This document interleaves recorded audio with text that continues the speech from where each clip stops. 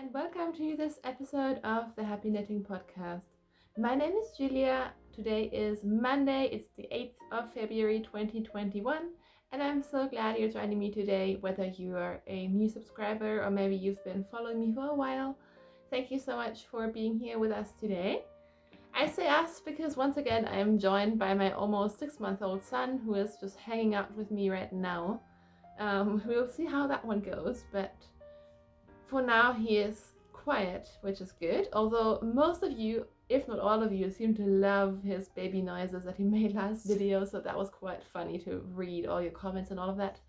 But right now he is quiet and looking outside where it is snowing. We have tons of snow right now, considering we are in the UK. So yeah, here we are. Once again, recording on a whim. We basically just got home from a little snowy walk. And thanks to the snow, the lighting is quite good. I have a couple of finished objects, so I thought I would just quickly pop in and catch you up on what I've been knitting. So I have 3 finished objects this week. For a long time, I felt like I wasn't finishing anything at all, and then suddenly I just finished 3 things, which felt really good because I was at that stage where I had so many things going on my needles and otherwise, and it was all just getting a bit too chaotic for my taste. So first up, I finished these socks, which I call these my freebie socks because I knit them with yarn. It was just like a 35-gram quote-unquote mini skein of yarn that I got sent as a gift with an order from the Dotty Wool Co., who is based in the UK somewhere. And yeah, I wanted to see if I could knit a pair of socks in my size, which is EU size 41, with 35 grams of self-striping yarn, and turns out yes I could. So I used up every last bit of the yarn. I did contrasting heels, cuffs and toes, as you can see, and here they are. They're done. I love them. I did my afterthought heels, which if you're ever interested in the instructions for these, you can find this heel in all of my sock patterns. I should have mentioned maybe that I sell patterns, knitting patterns, both on Ravelry and PAYHIP, which both of those platforms will be linked below. So anyways, I finished these, very happy to have them done. I think this was her Christmas 2020 surprise colorway or something like that. So I don't think she's dyeing that anymore, but it's just a really fun colorway and it is on a sparkle base. So yeah. Then I also finished these sock blank socks. I think I've woven in all of the ends. Yeah, I just need to cut them off. But I finished these, I think, 2 days ago. This was a Christmas gift to myself. So I had gotten 2 sock blanks of Shadow, who is Felt Fusion, another UK-based dyer. And this sock blank went from a purple to the blue, so you can kind of see the color gradient going like this. And I knit relatively long socks. As you can see, they have quite a long leg, which I really like. I love how these socks turned out. I did block them so they're not as crinkly anymore. You can still see a little bit how the yarn used to be a little bit crinkly, but I love them. I love the effect and I can't wait to wear these. I think these will look really, really cool with a pair of black tights as well. So yeah, they're done as well. The last finished object that I have to show you is one that you actually never saw as a work in progress unless you follow me on Instagram. But I felt that I both wanted to knit something baby related and I also wanted to just use up my stash, use up some yarn that I've been hoarding for quite a long time. So I took the opportunity to knit another baby sweater. So here it is. And if you're looking for great variations of amazing baby patterns, then you're probably watching the wrong podcast, because I tend to knit the same thing all over again all the time for my baby and sometimes even for myself. So I am looking at my baby boy right now and he is wearing the exact same pattern. This is, I don't know, the 4th or 5th flax sweater by Tin Can Knits that I have knit for him. It is, or it used to be a free pattern. I know there is a flax and there is a flax knight, and both used to be free at some point, so you'll have to look it up. But it's a very, very basic raglan pattern that comes in a million sizes, which is great for kids. and it just works really well for us, so I keep knitting it all over again. So for this version, I chose 2 yarns that are both incredibly sturdy and easy to wash, because sometimes I do felt hand knits. Honestly, I have so many baby things that I wash all the time, and sometimes they go through the wrong cycle or whatever washing machine magic happens, and they do felt. And I don't really mind because we use our woolens so much, so if something at some point felts, oh well. There's just one exception. I have one very special hand knit gift which I will always hand wash because it is out of a hand spun, but everything else goes in the washing machine. So using sock yarn is really, really good for that. So the yarns that I used, this one is an old opal skein that my sister gave to me for Christmas quite a while ago. This is the Fireworks colorway, color number 9282, which not sure why it's Fireworks. It's not really colorful, is it? Anyways, and the other one, I lost the tag, but this is some kind of merino sock yarn. I believe it's by Online Yarns. So yeah, I've had both of these in my stash for a while. I just held them together. I didn't do any sort of specific color management, but it worked out really well. I really like it, and now that I've washed and blocked this garment, it's actually become really soft and drapey as well. I knit the 1 to 2 year size because my baby is quite tall. I always was a very, very tall child myself, so I am not really surprised. Sorry, I keep looking down because he is on the move now and I need to be watching like a hawk so he doesn't hit his head on anything. But yeah, so this should hopefully last him for quite a while. It is too big for him now, which is fine. I think there will be lots of opportunities to wear this in the future, and who knows, maybe if we're really, really lucky, he can even wear this sometime next autumn and winter, who knows. I find that these sweaters, they stretch quite a lot in terms of how long my baby can wear them. So I have one that basically fit him as a newborn and he has just grown out of it, but that's pretty good going for a baby, I think. So yeah, that's my last finished object for this week. In terms of whips, I have 5 whips as it turns out, but I'm only showing you 3 today because one, very, very, very excitingly, is a new design, which I'll probably talk about next week if everything goes to plan, which it might not. But if I somehow get more knitting time than I thought I would, who knows, maybe I'll even publish it by the weekend. We will just see. But I'm keeping that as a surprise for now. And I'm also not showing you my stripes pullover today because it hasn't really changed that much. I just didn't have that much knitting time lately.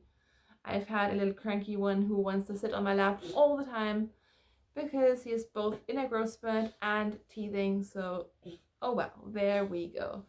But what I can show you is I cast on a new pair of socks, I think just last weekend. And of course I forgot to bring over the box that the yarn came in, but this is a really special yarn. I will be honest, it was a bit of a splurge, but I've been wanting to get one of those skeins for a long time. It comes like this. It is really cute and ready to knit and adorable, and it is a gradient sock yarn by Earth Yarns. This is their Unique sock base in the colorway 59, which is a self-patterning sort of striping colorway, which is really, really beautiful. So it comes in 2 50-gram cakes, and I think the idea or the sensible thing is to knit really, really long socks because obviously you will want to have all the colors in the socks, and I definitely want to just make the most of this yarn as well. So I have started to knit my socks, and while it does look a bit messy, I am knitting them 2 at a time. So this is where we are right now, and my baby is very close to the couch table. Come on, let's move you a little bit. There we go. So we just have 2 little toes. I'm knitting them toe up so I can get sort of the longest socks possible out of these. I am most likely going to do an fishnets kiss heel. Initially I was just going to do afterthought heels, in which case I could have knit cuff down as well, but I do want the heel to be part of the gradient, so that's why I'm doing the toe up with a fish lipskiss heel. Yeah, I'm really liking it. I read that some people don't necessarily love this yarn because it is a bit splitty, but I really like how it is knitting up, and it seems quite sturdy as well. So I'm curious to see how they will go once they're a little bit bigger. Sorry, this video is going to be in a million pieces because, like I said, my baby is becoming mobile. He is now scooting himself around and crawling backwards, so it is very intense to keep an eye on him, but it's working pretty well, I think. I have 2 more whips to show you. One of them is just something really random that I cast on last night. So again, he was on my lap and I was kind of stuck. And I really wanted to work. I should be working on my design, but I had 2 yarns lying around, which you will find familiar, because one of them is the leftover sock blank from my socks, which I showed you earlier. And I also had this leftover, which is both the yarn that I used for my old Scrappy Day socks and the yarn that I used for my cuffs, heels, and toes on my Scrappy socks that I just showed you. And I don't know, I'm becoming more of a Scrappy and more of a sort of productive knitter in terms of making things that you really need rather than making things that are just pretty. And so I decided to start knitting this little ribbed tube. So I'm again holding yarn stubble to use up those yarns. And this could be many things. My original idea was to knit a little cowl for my baby because both in the pram and when I am wearing him in the sling, it's sometimes hard to cover his neck properly, so it could work for that. And because it's a rib thing, it basically fits for anything. It could even become a cowl for me if I just really want to keep my neck warm, sort of like a turtleneck sort of thing when it's really cold. Or it could turn into a hat. I don't know. I just cast on a pretty random amount of stitches. Don't ask me how many, I have no idea. I'm using 3.5 millimeter needles. And I'm doing a 2x1 rib, which I have a feeling...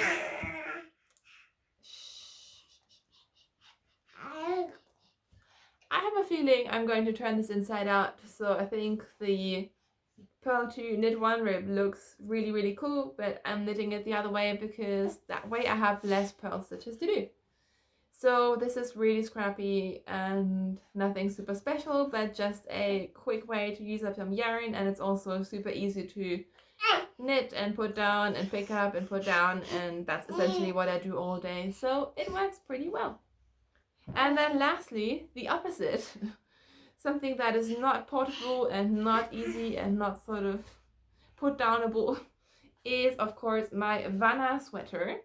So my Havana Sweater or Havana Pullover is a pattern by Kit Couture. It is a company from Denmark. I've talked about them plenty of times, so I'm not going to go into detail now, but I'm knitting a colorwork sweater out of one of their kits, which is out of this beautiful alpaca yarn. It starts with black and yellow. It will also have black and white colorwork sections towards the end. And I'm sorry if you're sick of this. I've been knitting on this for a while, but it is a very intricate sort of design with a, I think, 30 stitch, 29 stitch gauge. So I'm knitting this on sock needles, and I have finished both sleeves and I'm now working on the body. So it took me quite a while to knit this cuff because, or this hem I should say, because it is double knit. So you knit twice as long and fold it over. And now I am working on the body. So I am actually making progress on this. Of course, it is a million stitches, so it is taking a while. And again, I mostly work on this on the weekends when Kai can take the baby for a little bit and I get to just sit and relax and knit. But all things considered, I am quite happy with my progress.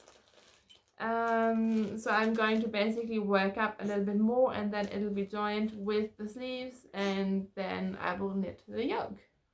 So I absolutely love how this is coming out. It is definitely becoming a bit of a labor of love, but the color work is so beautiful, and I think the alpaca, it's going to be a very warm sweater. But for at least next winter, maybe this winter, but most likely next winter, I think it's going to be a really good piece to have. And I like the design. It's very sort of, for me at least, timeless. I think I'll still like this in 5 years' time, which is good because I have been knitting this for a while and it will be quite a while until this is finished. Sorry, I keep looking away because, again, you know what's happening. I am really sorry. Alright, so that is basically all that I've come here to talk to you guys about today. In case you're wondering what I'm wearing, it is the same sweater that I wore last week, or the last time I recorded. I think it was 2 weeks ago. This is a pattern that I kind of made up myself as I went, so if you're interested in it and you don't know the whole story, you can always just go back to the last, I think, 3 or 4 episodes, and I kind of walk you guys through what I did there. Besides knitting, what's been going on, like I said, we have snow once again. We had this phase of relatively warm weather and it was like spring, and we have all these snowdrops and crocuses in our garden and other flowers starting to come through, and now it's back to full winter mode, which Kai, my husband, is really excited about, and I'm really not excited about it. I don't know, I moved to the UK, I didn't come here for the snow. But here we are. It is freezing outside, but of course it is quite pretty as well. And besides that, we are still in never-ending lockdown, and I'm probably going to be like that for a while. So that is that. We are not doing anything too exciting. My husband has been doing a bit of like proper nice cooking on the weekends, which is lovely. He's doing much more cooking than I am, to be honest. Yeah, I'm trying to think of exciting things to tell you, but I can't really come up with anything. We've been doing a bit of like tiny house jobs. Like we had this huge antique wardrobe which just didn't really fit anywhere, so we got rid of that and got some sort of more space saving, easier solutions put up. We also baby-proofed our living room, so all our shelves and everything is attached to the walls now. We put up some photos, sort of just like small projects like that. We are doing a lot of planning for our garden because we have a very big garden, and both of us never had a garden in our adult life, so we are excited about that. We're looking at growing some potatoes and carrots, and I'm doing a lot of like flowery things. Yeah, so a lot of planning and doing, and honestly, about 50% of what we're doing right now is inspired by Amy of Stranded Dye Works, who got me so addicted to Escape to the Chateau. So if you're in the UK, I'm sure you know of it. Amazingly, here you can watch a lot of like TV shows and stuff just for free on the internet without Netflix or anything. And Escape to the Chateau is just the best show ever. I love it. It's about a British couple and their kids moving to France to live in a chateau in a castle. I had a complete blank there, sorry about that. And they just do everything themselves, and Angel is just so creative, and like I wish I just had 10% of her creativity and skill. That would be amazing. But they're both inspiring us to do some more sort of creative things with our house, and it is really paying off. Like we're starting to definitely feel more at home now and making this our place rather than just a place to live, so I'm very excited about that. Yeah, and that is pretty much it. So I might leave you with some photos if the little one gives me time to edit this video properly. We will see about that. And until I see you again, thank you so much for watching. I hope all of you are doing well. I hope you're safe. I hope you and your loved ones are healthy. And hopefully you are getting some knitting and crafting time into your daily routine. Sorry again for the baby noises, but from last week's comments it seemed that my son really was the star of the show, so I'm sure most of you don't mind. And until I see you again, have a good one. Talk to you soon. Thanks for watching. Bye!